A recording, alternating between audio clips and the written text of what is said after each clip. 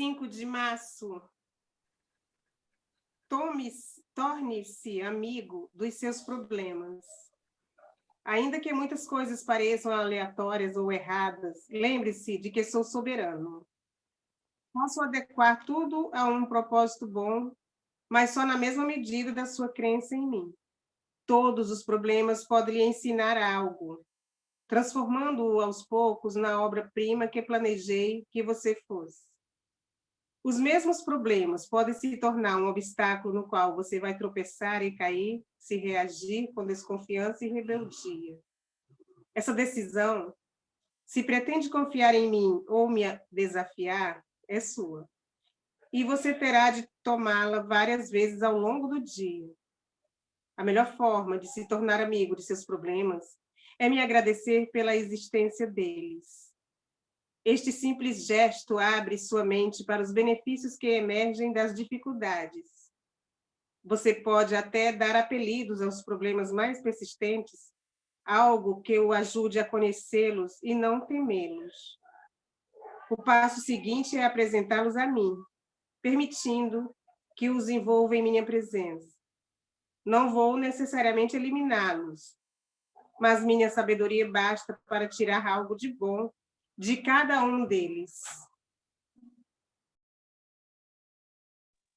Boa noite, vamos fechar os nossos olhos, vamos nos conectar com essa mensagem que chegou nesse dia, que a gente saiba tirar proveito dos desafios que nos são apresentados, que a gente consiga acessar cada vez mais essa sabedoria que todos esses desafios nos trazem, nada é em vão.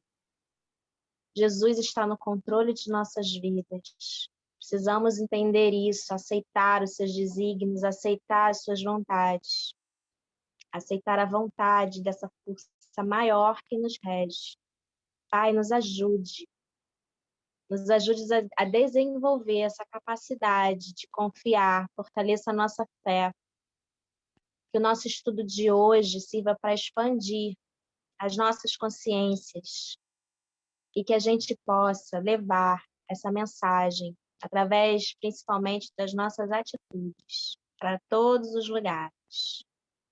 Abençoe a nossa reunião, que os bons espíritos estejam presentes, nos incluindo, e todos aqueles que fazem parte da egrégora desse evangelho se sintam beneficiados, mesmo que não estejam aqui hoje. Agradecemos a oportunidade. Esteja conosco. Amém. Amém. Quem gostaria de abrir o evangelho hoje para poder ler? Levante seu dedinho. Todo mundo congelou, eu acho. Será? Não sei. Luciana vai ler? A Silvia está com cara de que quer abrir. Ah, tu quer ler, Silvia? Eu posso abrir, se você não quiser, eu abro. Vamos lá.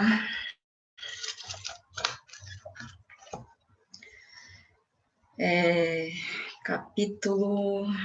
Na verdade, caiu entre o 27 e o 28. Sei lá. Caiu bem no meio. Acho que eu vou no 28. Item 28, desculpa. Capítulo 5, item 28. Capítulo 5, Bem-aventurados aflitos, item 28.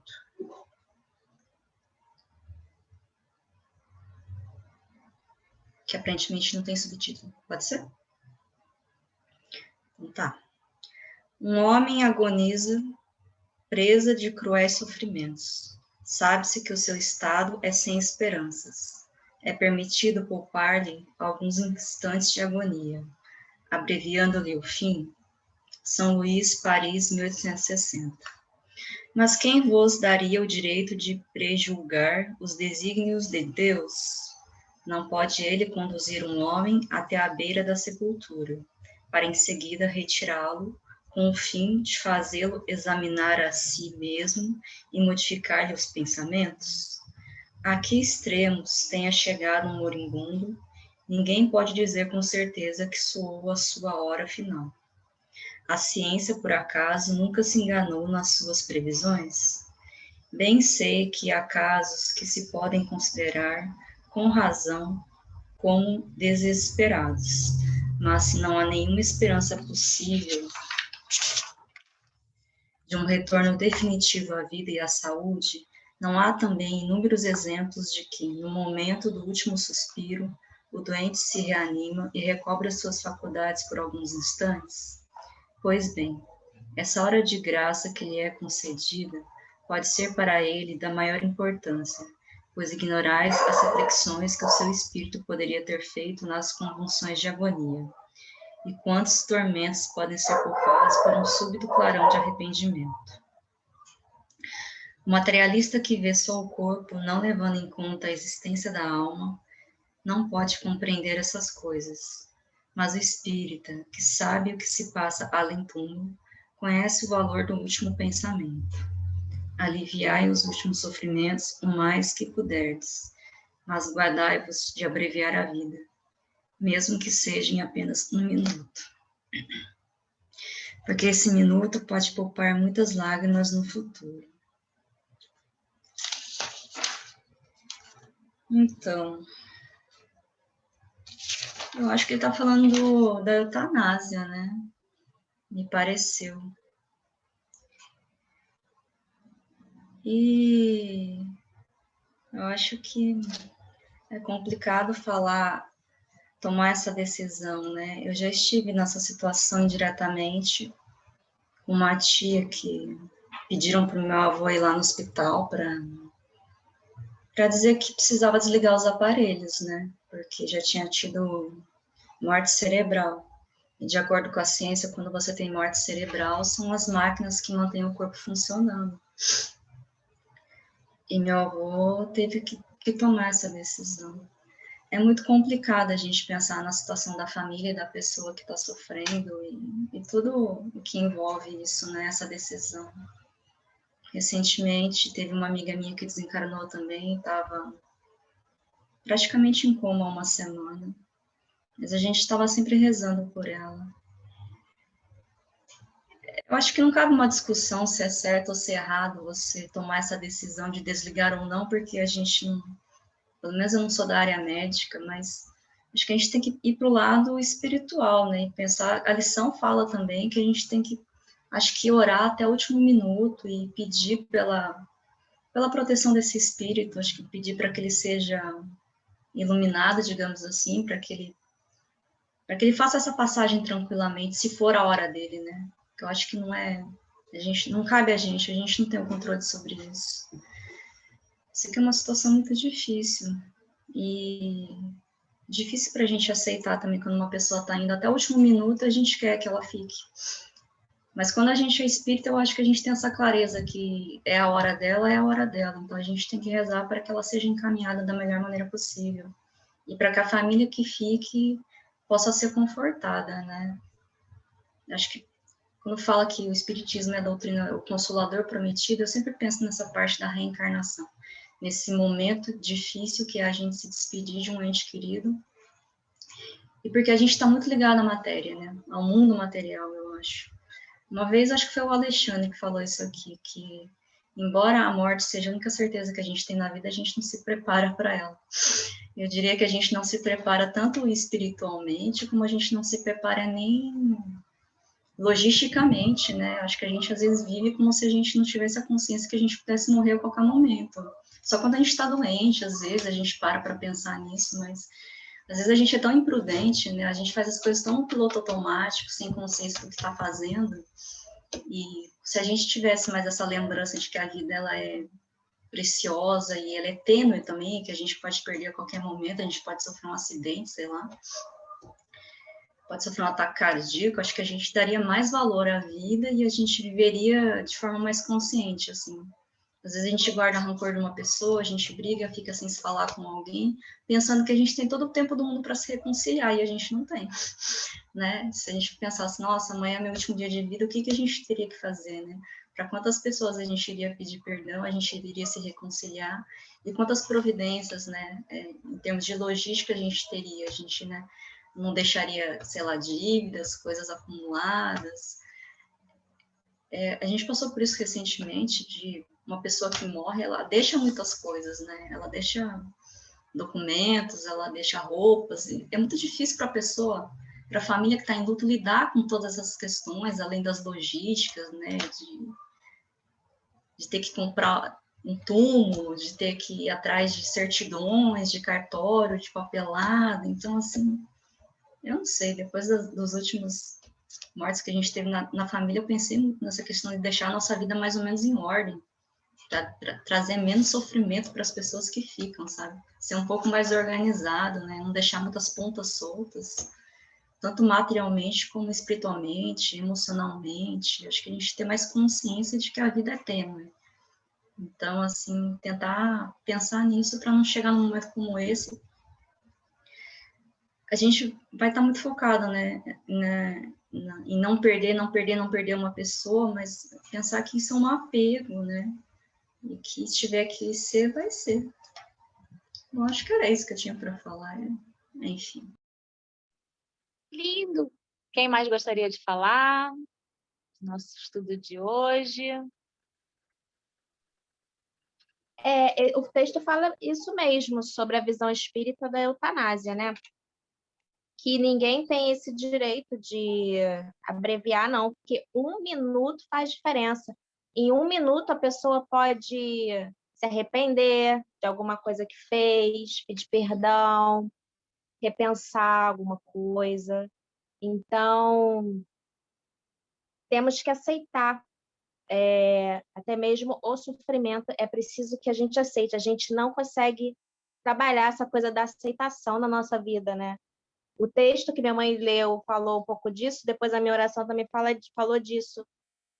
A gente vive em negação até mesmo para a morte, como a Silvia falou, como se ela não existisse. A gente fica negando, não existe, não existe, não, não vai ser agora, a gente não sabe. Então, a gente precisa aceitar as coisas, trabalhar essa coisa de aceitar e realmente facilitar, né? Mais ou menos isso.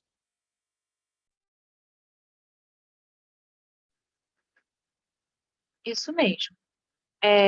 O texto fala, né, como vocês falaram disso, que a gente não pode abreviar, né, a vida de alguém, porque a pessoa pode ter aquele lampejo de lucidez e melhorar, né, e dar um passinho na evolução dela, na progressão dela. Que a Silvia tinha falado de que tinha passado por isso, que tinha dado morte cerebral, mas aí, com a morte cerebral, Silvia, é porque já não tem mais jeito mesmo, a pessoa já foi. Então, não caiu nessa situação de eutanásia, no caso. A eutanásia, a pessoa está lá sofrendo, a pessoa está viva, a pessoa está sofrendo, e a outra pessoa, num ato de piedade, quer abreviar aquele sofrimento. E aí vai e faz alguma coisa para poder abreviar o sofrimento. No caso, é isso que não pode acontecer.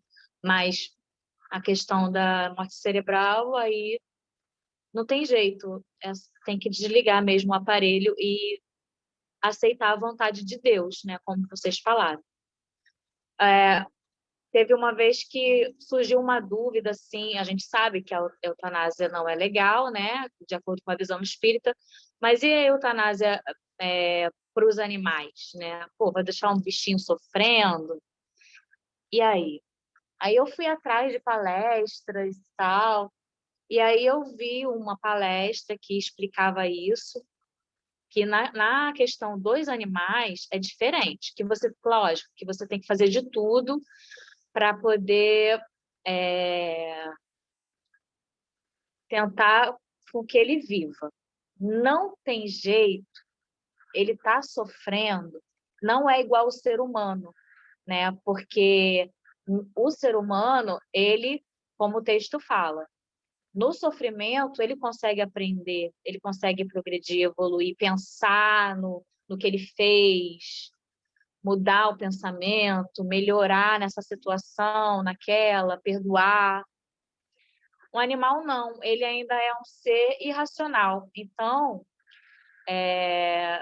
não cabe, né? Não, esse texto não caberia para um animalzinho. né, de acordo com a palestra espírita que eu vi.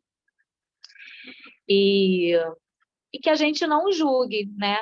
Ah, aconteceu com fulano e tal. Como vocês falaram, só Deus sabe o que passa no coração da pessoa,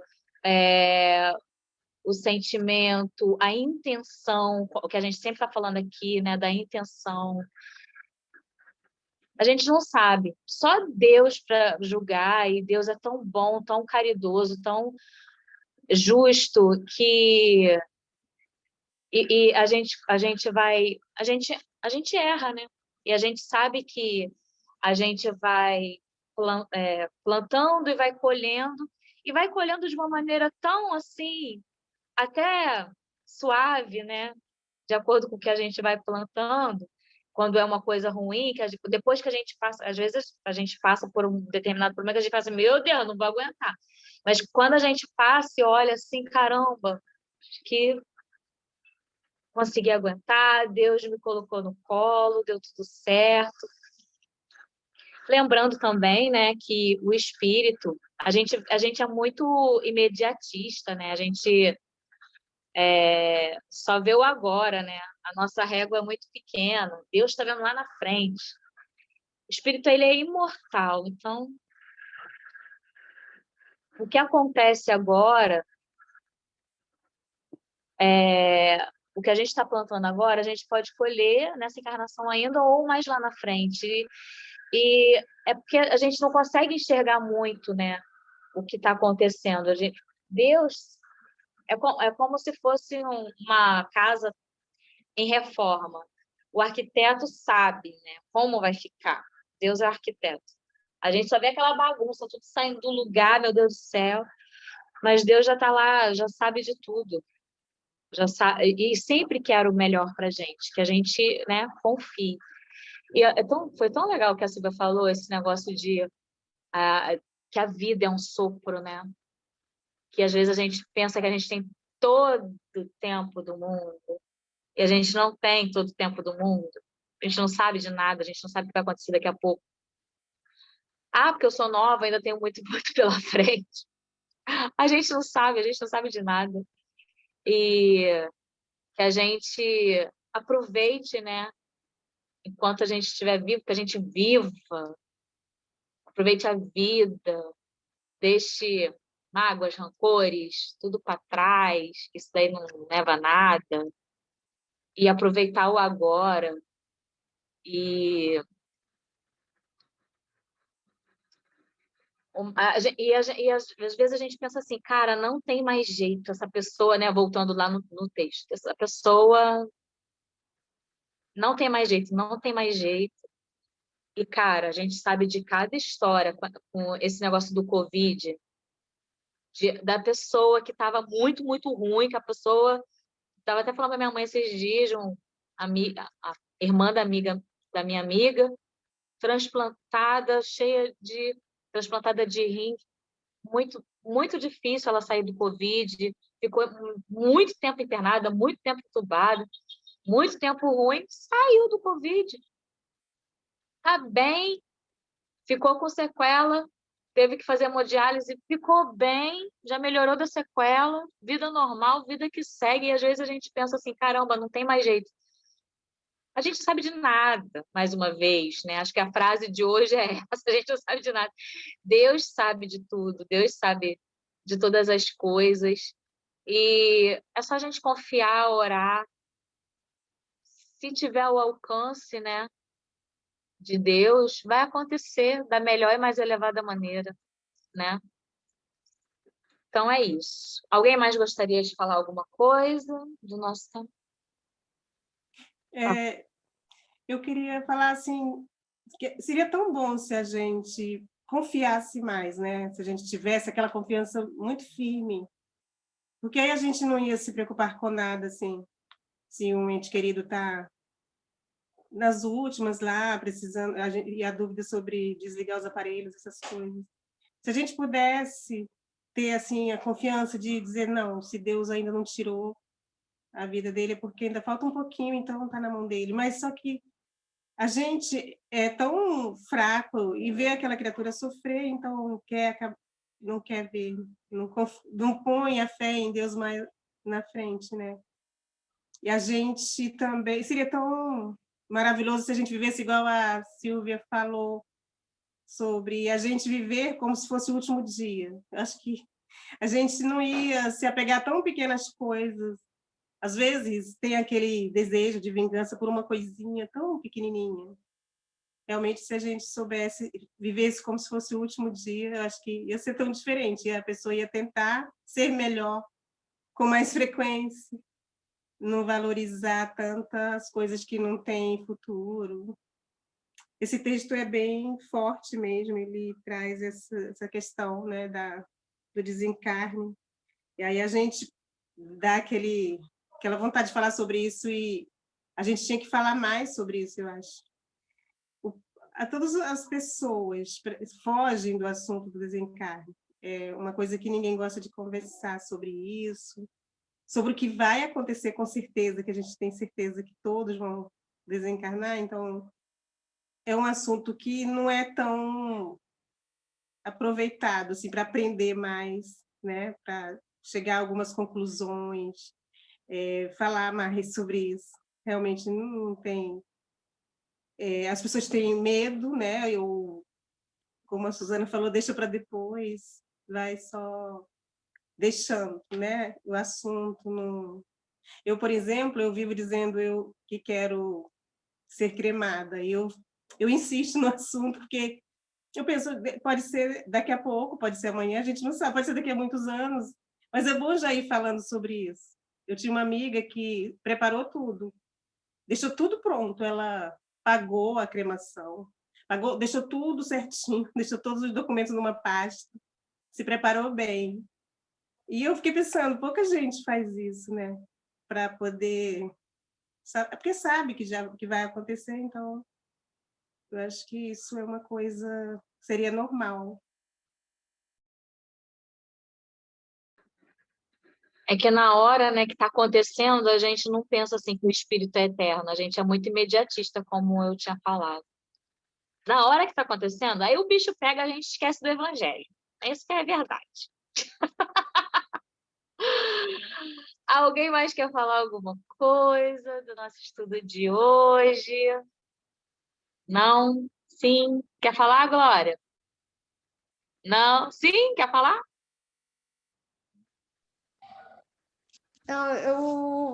Esse assunto está retornando, né? Mas eu passei uma situação que eu não sei se cabe, mas a minha mãe, quando minha mãe faleceu, ela entrou em cuidados.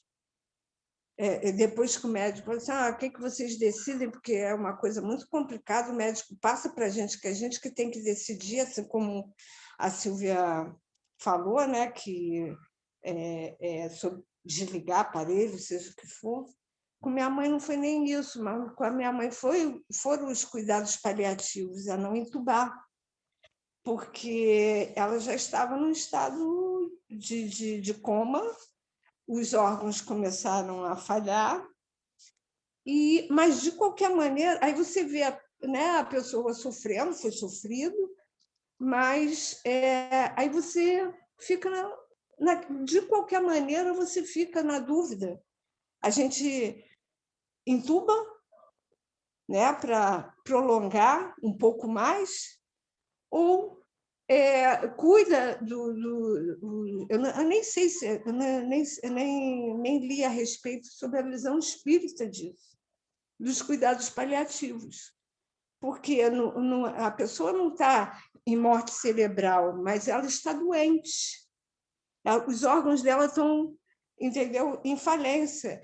E como é que a gente decide uma coisa dessa? Eu decidi pelos cuidados paliativos. Ela foi até onde ela pôde ir. Os cuidados que eu tive com ela foram o que eu pude fazer, eu fiz. Mas, de qualquer maneira, é muito difícil você decidir uma coisa dessa, entendeu? E foi o que aconteceu. Eu falei para ela, mesmo ela em coma, né? Não sei se estava ouvindo, mas a última coisa que eu falei para minha mãe é que ia ficar tudo bem, mamãe, vai ficar tudo bem. Entendeu? E eu acreditei nisso. Acreditei que ela ia ficar bem, eu acreditei que ela ia ter o caminho dela. Mas realmente foi muito difícil. Então, eu não sei nem qual realmente, eu nem cheguei a ler, mas qual é a visão espírita dos cuidados paliativos, que é tão difícil quanto você desligar o aparelho, entendeu? Então, essa foi a minha experiência nisso aí. Eu acho que você agiu certíssima e só Deus sabe o que estava no seu coração. A gente sente pela sua voz que você agiu certo. Fica tranquila, Glória. Isso aí. Mas eu acho que é isso mesmo, entendeu? É você tomar a decisão crendo que é o melhor, que Deus é que está no comando e que a gente não tem, entendeu? Como avaliar uma coisa dessa. Foi o que eu fiz, o que nós fizemos, eu e minhas irmãs, não fui só eu, mas o que a gente sentiu que era o que a gente podia fazer de acordo com o que a gente acreditava, entendeu? E é isso. É isso. Então, se alguém gostaria de falar mais alguma coisa, a gente já vai fazer a prece. Então, eu já vou fazer a prece, tá, gente? Vamos fechar os nossos olhos, pensar em Jesus. Jesus, obrigado por esse evangelho tão rico, esclarecedor. Que os espíritos de luz que estejam aqui nos protejam, nos abençoe, ilumine cada cantinho da nossa casa. Obrigada por todo o conhecimento que foi passado aqui. Só Deus sabe o que passa dentro do nosso coração. Que a gente leve esse evangelho para a vida e que a gente perdoe com cada vez mais facilidade, que a gente aproveite o nosso dia como fosse o último, e que a gente tenha consciência de que o nosso espírito é eterno, que a gente tenha inspiração divina toda vez que estiver na dúvida, que o nosso anjo guardião consiga chegar perto da gente, nos esclarecer e que a gente consiga ouvir todo esse esclarecimento, porque a gente sabe que Deus está sempre lá, que a gente precisa se conectar a Ele, que a gente sempre consiga se conectar, lembrar no momento de dificuldade, no momento de desafiador, que a gente consiga se conectar, lembrar, que a gente consiga receber ajuda. Gratidão, Senhor Deus, pela nossa saúde, por mais um evangelho, pelo nosso lar, pela nossa inteligência, pelo nosso trabalho, pela vida que a gente tem, pela nossa família. Continue nos protegendo, nos abençoando. Peço que fluidifique as nossas águas, colocando nelas os remédios necessários para curar as mazelas do corpo e da nossa alma. Assim seja. Vamos tirar nossa foto? Deixa eu ver aqui. 1, 2, 3 e sorrindo. Pronto, pode se mexer. Um beijo, gente. Até amanhã, se Deus quiser. Tchau.